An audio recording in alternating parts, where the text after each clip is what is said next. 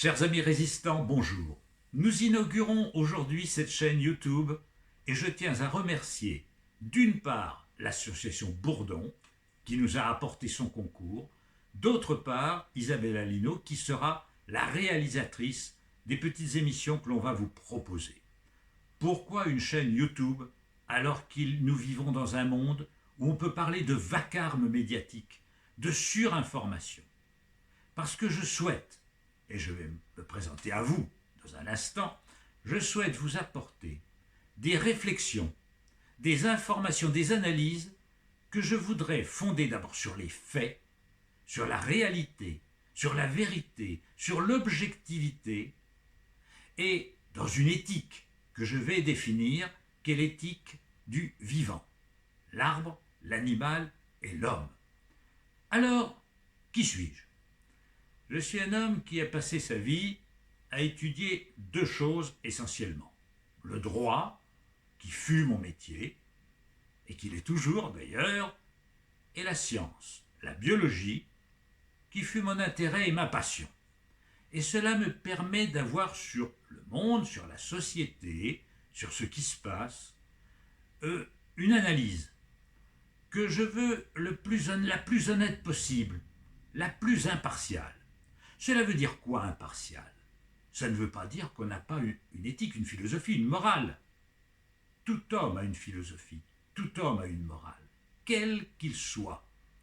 Et lorsque j'aurai l'occasion, dans une prochaine émission, de vous parler de la justice, je m'amuse quelquefois de cette notion ridicule qu'on appelle l'obligation de réserve, qui ne veut rien dire.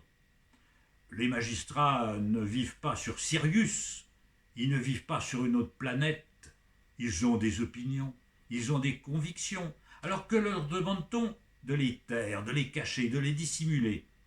Ce n'est pas une marque de probité. La probité, c'est quoi?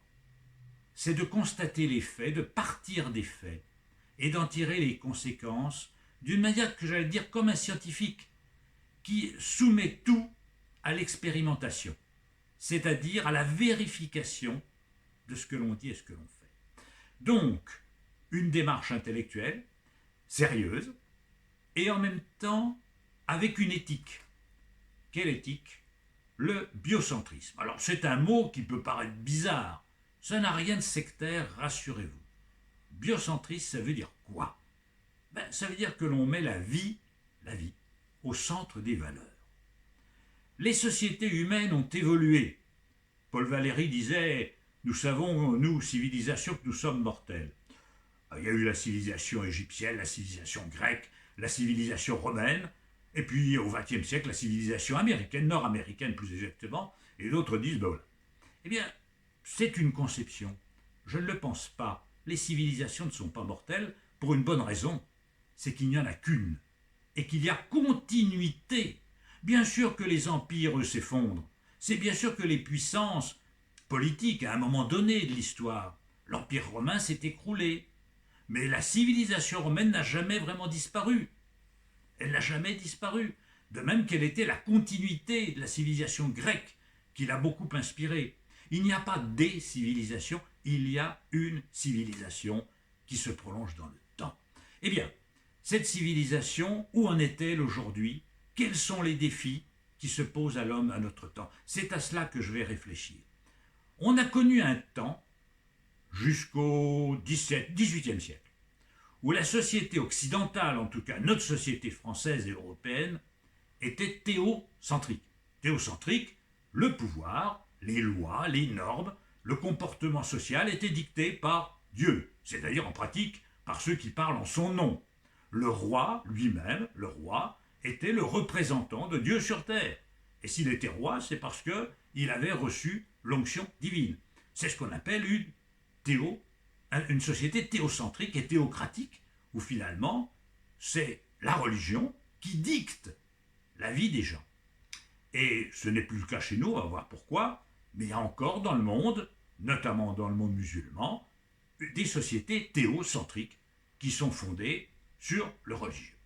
Au XVIIIe siècle, grâce aux Lumières, Bercy, Voltaire, Diderot, Montesquieu, Rousseau et autres, grâce aux Lumières, nous avons accédé à un certain humanisme, c'est-à-dire que l'homme est devenu le centre de ses propres valeurs. Et on a connu la démocratie, c'est-à-dire que ce n'est plus Dieu qui fait la loi, mais c'est le peuple représenté par ses parlements, ses assemblées et ses gouvernants qui sont issus d'élections. C'est la société anthropocentrique, humaniste, que nous connaissons depuis 200 ans en Occident. En Occident, du moins, puisque, comme je viens de vous le dire, il y a encore des sociétés dans le monde qui sont au stade du théocentrisme, l'anthropocentrisme. Eh bien, nous, ce que nous proposons, c'est une démarche qui ne consiste surtout pas à nier l'apport irremplaçable des Lumières, au contraire, mais d'accéder au biocentrisme, c'est-à-dire de dire que ce qui est la valeur suprême dans ce monde, c'est la vie et les êtres vivants en général. Or, notre espèce pose actuellement des défis considérables à sa planète. Nous sommes en train de remettre en cause la viabilité de la Terre.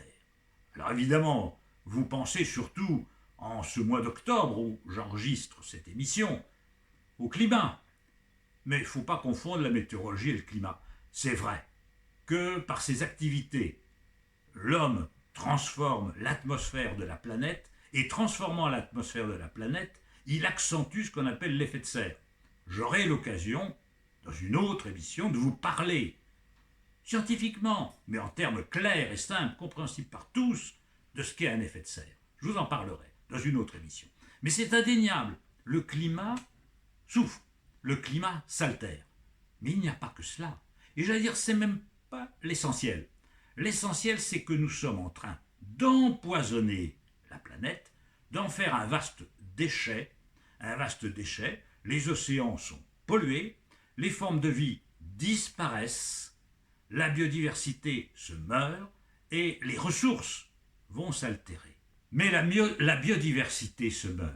Et c'est cela la menace la plus importante, parce que l'homme participe de cette biodiversité et ne doit pas devenir un cancer pour la planète, c'est-à-dire complètement annihiler toutes les autres formes de vie. Du point de vue éthique, ce n'est pas acceptable, et du point de vue scientifique, ce n'est pas viable. Donc, on va devoir relever ces défis, et ces vidéos sont là pour aborder successivement, et aussi en fonction de l'actualité, les thèmes que je souhaite développer ici. C'est dans cet esprit-là que je vais vous parler. Un esprit de rigueur, d'honnêteté, en échappant au complotisme, en échappant à toutes les dérives paranoïaques que l'on rencontre trop, mais en même temps en tenant un langage libéré par rapport au conformisme ambiant et aux intérêts mercantiles, financiers qui mènent ce monde à sa perte.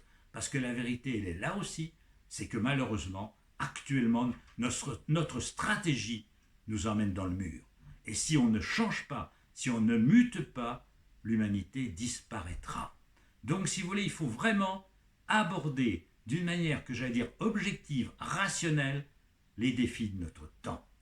Cette chaîne, elle est là pour ça, elle est là pour vous, et on essaiera de la faire vivre au mieux, avec aussi, peut-être à terme, vos participations par vos questions, vos réactions, auxquelles nous sommes à l'écoute. Merci de vous abonner à notre chaîne. Abonnement gratuit, naturellement. Merci parce que je crois qu'on a besoin d'une pensée à la fois libre, mais en même temps sérieuse, crédible, étayée. Merci à vous et à bientôt, chers amis résistants.